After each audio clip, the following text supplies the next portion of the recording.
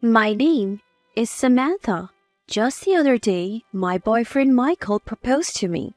Standing in front of a beautifully lit fountain, I was deeply moved when Michael got down on one knee and offered me an engagement ring. Please, marry me. I promise to make you happy. I tearfully accepted the ring and said yes to Michael, who assured me happiness. Indeed, Michael said, I promise to make you happy. but that's all words. A shocking event unfolded just a week before our wedding. Up until then, everything had been peaceful. Family meetings had gone smoothly. Both our parents got along well, which was a big relief for me. However, Amelia, Michael's sister-in-law, always greeted me with a tight smile. That had me concerned. Michael and I planned to get our marriage certificate issued after the wedding. We wanted to do it on our anniversary, but we were set to start living together a week before the wedding. My in-laws are farmers and own extensive land in the countryside. We were going to build our new home just a few minutes away from where my in-laws and brother and sister-in-law live on the property. Though I felt a bit guilty about having a new home built, my mother-in-law said kindly, "As long as you help with the farming, it's all good."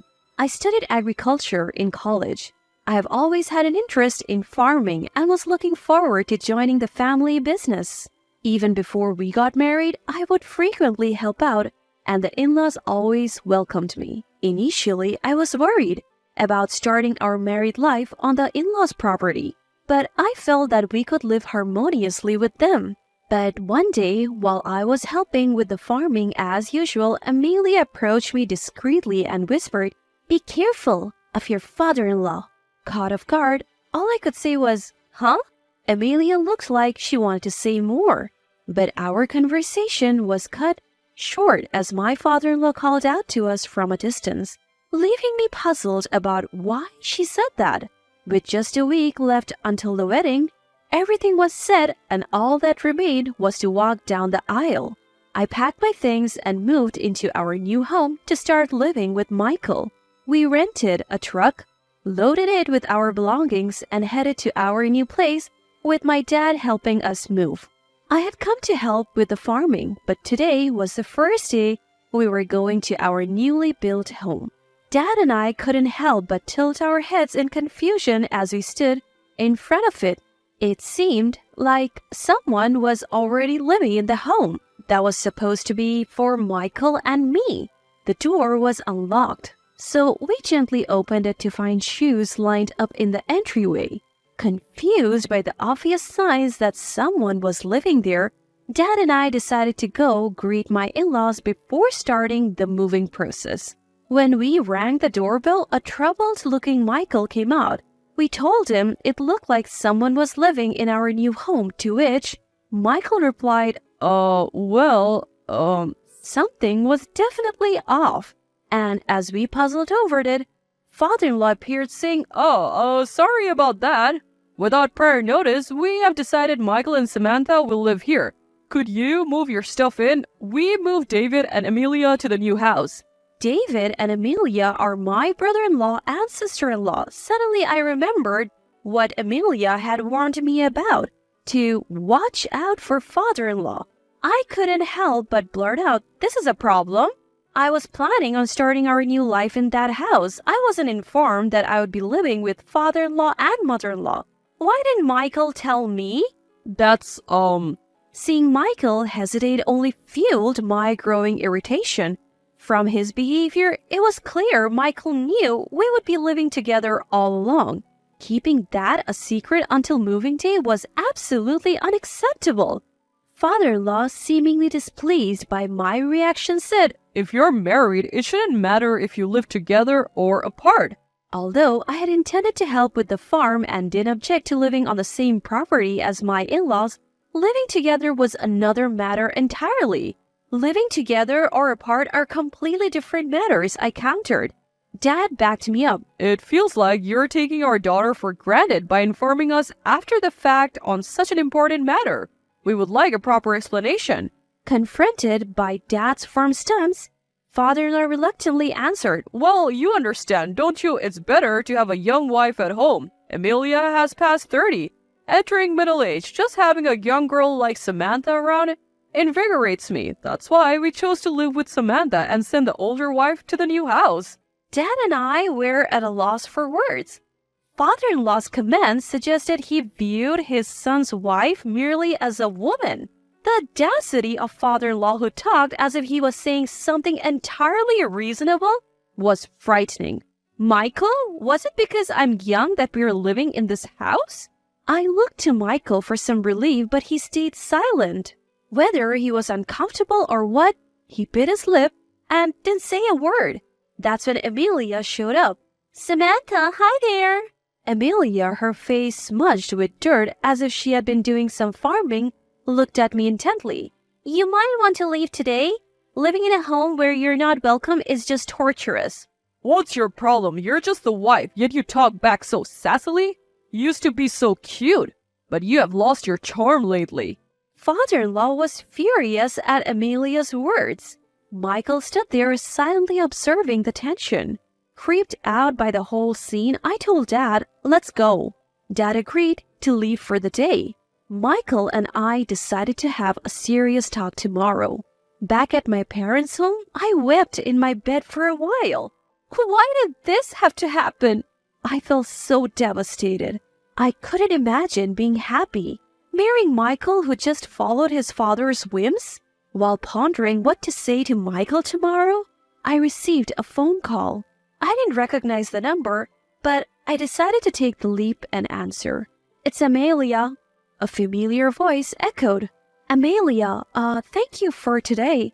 I'm sorry for calling you so suddenly. I found your number on Michael's phone without his permission, so please keep this call a secret from him. My body tensed up as I wondered what Amelia had to risk so much to tell me. Then Amelia started saying something shocking. I have been wanting to tell you this but never got the chance. I apologize for it coming so last minute before your wedding. I highly discourage you from marrying Michael.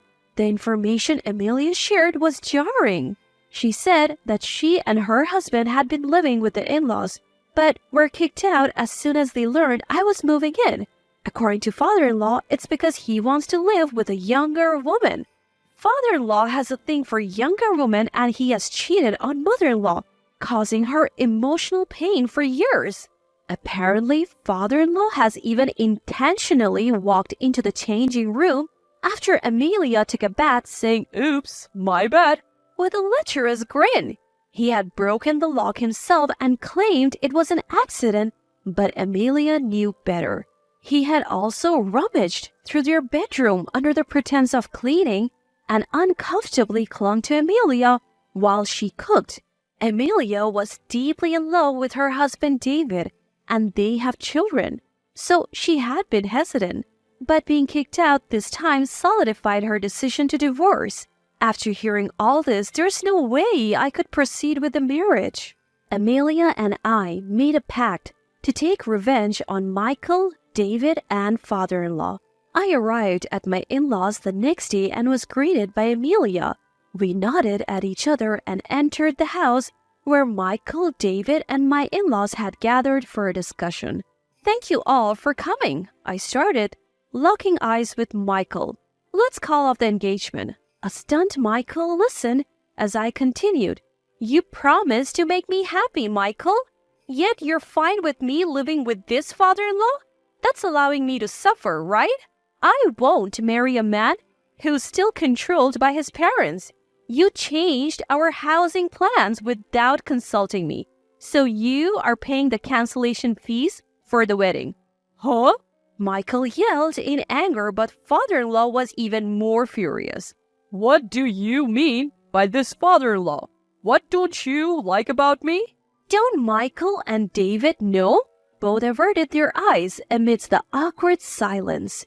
Amelia calmly recounted what father-in-law had done to her. Both Michael and David knew about father-in-law's invasive behavior, like spying on her in the changing room or rummaging through their bedroom. All this done without mother-in-law's knowledge. mother-in-law's face gradually reddened as Amelia unveiled father-in-law's actions. Seeking support, father-in-law turned to his sons. I didn't do any of that, right? Cornered by mother-in-law, Michael and David looked down, essentially confirming it. What the heck? You did that to your daughter-in-law? That's repulsive.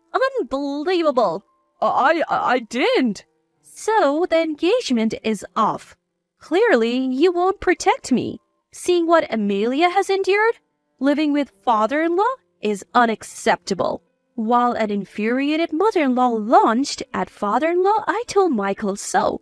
Michael stayed quiet, seemingly admitting the only option was to break off the engagement.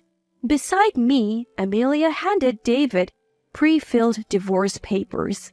David, who had been pitying Michael and father-in-law until now, was shocked by the papers. Why all of a sudden? He stammered. You never stood up for me. If I kept thinking about what father-in-law might do to our daughter, I couldn't continue living with you. Please, let's get divorced, Amelia said. David stared at the divorce papers, his hands trembling. Large tears dropped from his eyes, but Amelia was unwavering. I have extras if you make a mistake, she said, handing him a pen, which he took while still crying. Caught between his brother's tears and their parents' major blow-up, Michael must have been struggling too. I really love Samantha. I knew Dad was a womanizer, but going against him wasn't an option, especially in this small town. I can forgive you for making decisions behind my back, favoring your father over me. No matter what Michael says, I have made up my mind to break off the engagement. Our parents are furious at Michael, so there is no going back now. Michael seemed devastated. Is that so? He wiped away a tear from his eyes. Being in the same space with a sobbing brother and a feuding couple felt like hell on earth. After Amelia got David to draft the divorce papers, we headed to our new place. I looked after her daughter while Amelia packed up her stuff. She plans to file for divorce today and head back to her parents' home with her daughter. Thank you so much for helping me dodge a bullet with that family. No worries, I wish I had told you sooner. We both chose the wrong men. But let's make sure we're happy from here on out. Amelia, who always seems so cool, had a charming smile. After watching Amelia walk away, hand in hand, with her cheerful daughter, I returned to my family home. Later, I made sure Michael paid for the wedding cancellation fees. He seemed fully aware of his wrongdoings and paid without any resistance, which I appreciated. Michael's family lived in a rural area where gossip is the wife's main form of entertainment. Naturally, Michael's family became the target of good gossip. After all that fuss, even his mom ended up divorcing his dad. Their family became infamous as the household both sons' fiancés ran away from. Since I work in agriculture, I sometimes hear rumors about Michael's family. After his mom left, his dad drowned his sorrows in alcohol. The farm work, once shared between his parents, Michael, David, and Amelia, is now solely on Michael and David. They had to scale down their large farm because they couldn't manage it anymore. Though I was initially upset about breaking off the engagement with Michael, I have recovered now. I am not interested in dating or marrying for a while, just focusing on work and my hobbies. Thinking back, I am relieved I didn't become part of that family, and I'm forever grateful to Amelia.